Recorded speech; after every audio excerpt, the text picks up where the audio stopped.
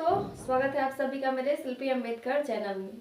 दोस्तों, ये भीमा का 159 एपिसोड चल रहा है और आज के एपिसोड में हम देखने वाले हैं कि कलिका सिंह जो है भीमा के ऊपर बंदूक तान दिए हैं।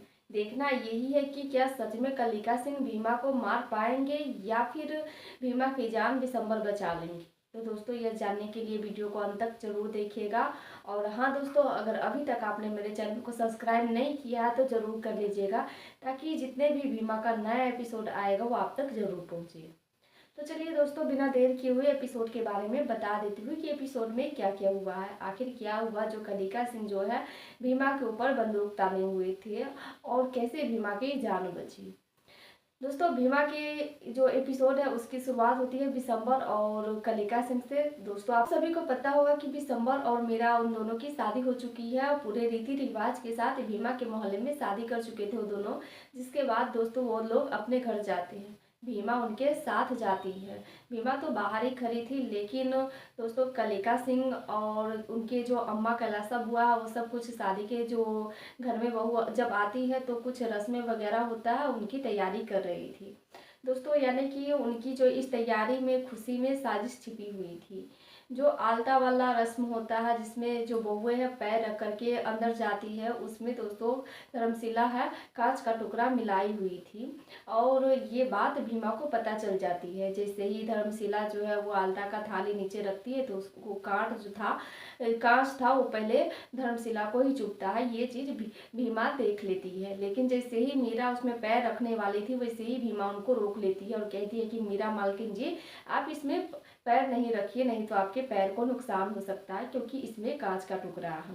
दोस्तों, वहाँ पे कैलासा बुआ और पिंकी धर्मशिला ये अपने मुंह से तो ये कबूल नहीं करते कि सच में इसमें कांच का टुकड़ा रखा गया हो। वो अपने आप को बचाने के लिए बहुत सारी उपाय जो है ढूंढते हैं कि नहीं, ऐसा नहीं हो सकता है और आप जो है छोटी बच्ची के बातों में आ गए। वहाँ पे कैलासा बुआ दिसंबर से ये कह रही थी कि हम तुम्हारी अम्मा हैं, हमारी बातों पे विश्वास ना करके तुम एक छोटी सी बच्ची की बातों में आ गए, इसलिए हम लोगों को बहुत अफसोस हो रहा है। और अभी भी तुम इस बच्ची की बात सुन करके अपने अम्मा पे शक कर रहे हो।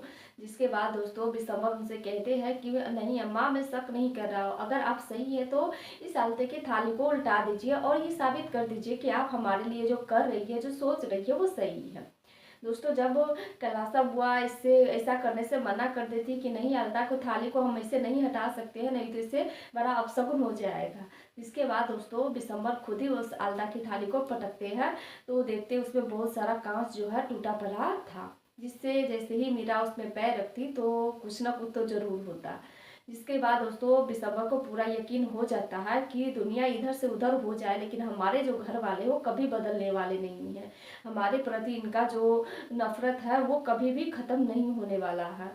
लेकिन हाँ दोस्तों, वहाँ पे दिसंबर और मीरा दोनों दोनों साथ में अपने एक दूसरे को समझते हैं और एक दूसरे के लिए खड़े होते हैं। उनके बीच जो लड़ाई थी उनके परिवार के साथ, पहले दिसंबर के साथ जितने भी गलत उस घर में हो रहा था, हर बात बात पे थप्पड़ मार दिया जाता है, हर बात पे उसे घर में बंद कर दिया जाता है, लेकिन इस बार ऐसा कुछ भी नहीं हुआ है।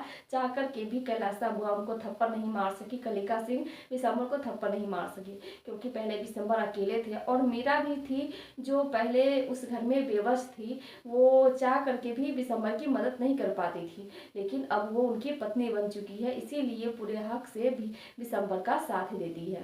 तो उस समय वहाँ पे ये सब देखते हुए कैलासा वह दिसंबर को कस के थप्पड़ मारती है और कहती है कि मुझे तुमसे ये उम्मीद नहीं थी, पढ़ा लिखा होकर के भी इतना गलत काम करते हो। वहाँ पे दिसंबर भी चुप नहीं रहते। दिसंबर बताते कि अम्मा, मुझे आपसे ये अपेक्षा नहीं थी कि आप मुझे थप्पड़ मारिए। जब मैं घर में आया तो सोचा कि आप आशीर्वाद देंगी, लेकिन चलिए कोई बात नहीं, इस थप्पड़ को ही हम आशीर्वाद समझ लेंगे। जिसके बाद दोस्तों दिसंबर अपने अम्मा से ये कहते हैं कि अम्मा, आपने जो कांट बोए थे मीरा के लिए, अब उस कांच पे हम चलेंगे, हम तकलीफ अपने को भी देंगे। जिसके बाद दोस्तों दिसंबर है उस कांच के टुकड़े पे चलने लगते हैं और मीरा इस सब के लिए मना करती है, भीमा भी मना करती है। तो मीरा को तो दिसंबर है अपना कसम दे देते हैं कि आप कुछ नहीं बोलिएगा, हमें चलने दीजिए इस पे। जिसके बाद दिसंबर उस कांच पे चलते भी है, उनके पैर में जो कांच चुभते भी है। दोस्तों, ये सब देखते हुए कैलासा बुआ फिर से दिसंबर को धक्का देने वाली थी। जैसे ही दिसंबर को कैलासा बुआ धक्का देती है वैसे ही वहाँ पे भीमा जो करके विशंबर को बचा लेती है। यानी कि कैलाश बुआ के घर के अंदर भीमा चली जाती है और विशंबर को बचा लेती है।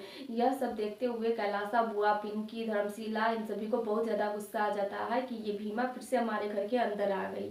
इसीलिए दोस्तों वहाँ पे कलिका सिंह आ जाते हैं बंदूक लेकर के और भीमा के ऊपर तान देते हैं। वो ये बात भी कहते हैं कि पहली बार जब इस घर में आई थी, विशंबर को लेकर के साथ में भागी थी, उस समय तो बच के निकल गए, लेकिन इस बार नहीं बच के निकलोगी, आज तो तुम्हें जान से मार ही दूंगा।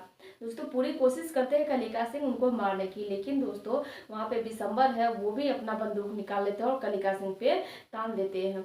जिसके बाद कहते हैं कि अगर भैया भीमा को कुछ भी होता है तो मैं आपको छोड़ूंगा नहीं, और भीमा बहन है हमारी, इसीलिए आप ऐसा करने का सोच भी नहीं सकते हैं। वहाँ पे कलिका सिंह कहते हैं कि ये तुम्हारे लिए बहन हो गई और हम क्या है।